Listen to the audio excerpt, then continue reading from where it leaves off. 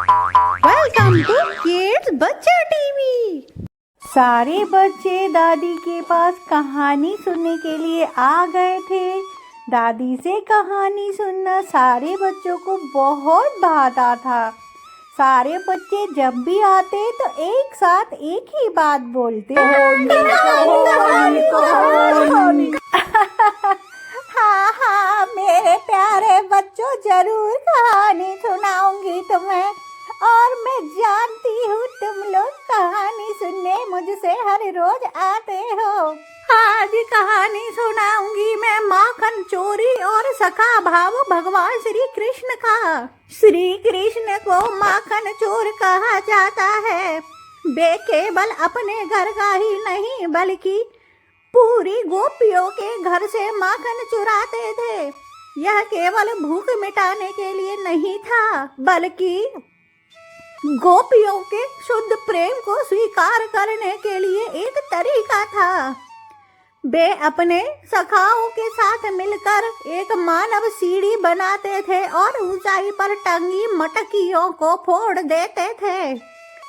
यह लीला सिखाती है कि ईश्वर को 56 भोग की आवश्यकता नहीं है, बल्कि प्रेम से अर्पण किए गए एक गिलास भी 56 भोग से कम नहीं होता। अब आता है पूतना, वध और राक्षसों का अंत। कंस ने श्री कृष्ण को मारने के लिए कई मायावी राक्षस भेजे। सबसे पहले पूतना आई, जो विषैला दूध पिलाकर उन्हें मारना चाहती थी। नन्हे से कृष्ण ने उसके प्राण ही चूस लिए। इसके बाद उन्होंने तृणावत यानी कि बवंडर, बकासुर और अघासुर जैसे राक्षसों का संहार किया। ये लीलाएं दर्शाती हैं कि बुराई चाहे कितनी भी विशाल क्यों न हो, सत्य के सामने टिक नहीं पाती है। अब आता है एक और चरित्र। अब मैया यशोदा और ब्रह्मांड के दर्शन। एक बार कृष्ण मिट्टी खा रहे थे जब माता यशोदा ने उनको डांटा और मुंह खोलने के लिए कहा, तो नन्हे से कृष्ण के मुख के भीतर यशोदा को संपूर्ण ब्रह्मांड, ग्रह, नक्षत्र, पर्वत और नदियां दिखाई दिए। यह क्षण साक्षात ईश्वर के विराट स्वरूप का था, लेकिन यशोदा के वात्सल्य प्रेम ने उन्हें फिर से एक साधारण बालक के रूप में देखने पर विवश कर दिया। कालिया दहन। यमुना नदी के जल को कालिया नाग ने अपने विष से जहरीला बना दिया था। कृष्ण ने गेंद खेलने के बहाने यमुना में छलांग लगा दी और कालिया नाग के फन पर नृत्य करने लगे। उन्होंने नाग का मर्दन कर उसे वहां से जाने पर विवश कर दिया और यमुना को शुद्ध किया। यह लीला पर्यावरण की रक्षा और अहंकार के दमन का प्रतीक है।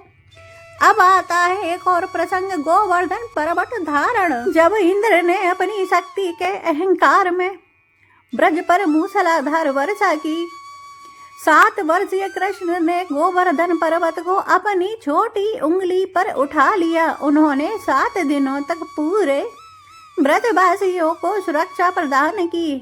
इस लीला ने कर्म और प्रकृति की पूजा का संदेश दिया और इंद्र का मान मर्दन किया। कृष्ण की लीला का सार। कृष्ण की बाल लीलाएं हमें सिखाती हैं कि जीवन को उत्सव की तरह कैसे जिया जाए।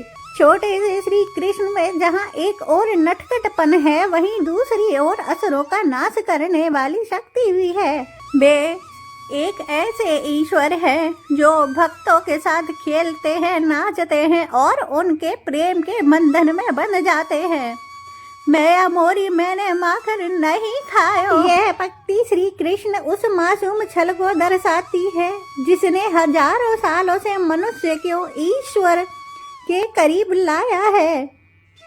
समझे बच्चों? तो अगर आप लोग भी ये समझते हैं कि हम सिर्फ शरारत करेंगे और मम्मी की बात नहीं मानेंगे, तो ये गलत बात है। भगवान तो सबके प्रेम में बंध जाते थे।